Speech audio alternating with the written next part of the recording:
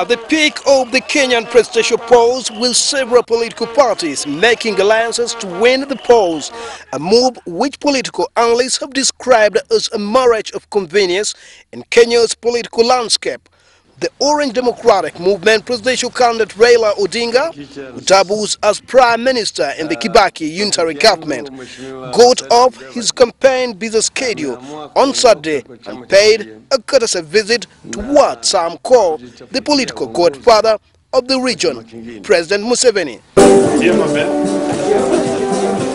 The secret visit of Raila Odinga followed an earlier visit made by his Vice President Kalonzo Musyoka a fortnight ago, with whom he had made an alliance with last month, ahead of the much anticipated polls. Details of the meeting remain confidential, but the Kenyan presidential race thought to have featured in the discussions.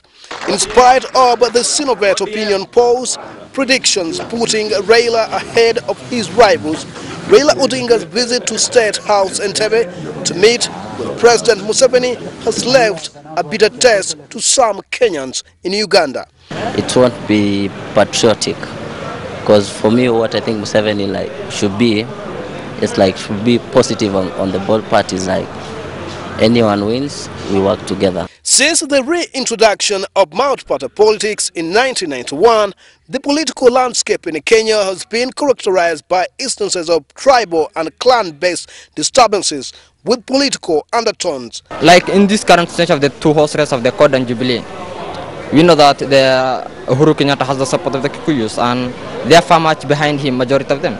And also when you look at the Luos, they are also far much behind the Prime Minister.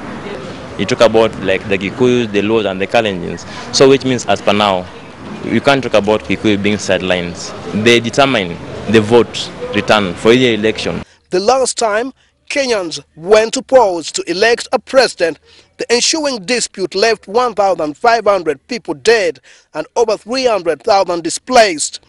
The chaos, much of it orchestrated by leading politicians, tore the seams of Kenya's patchwork of more than 40 tribes, with violence erupting largely along tribal lines.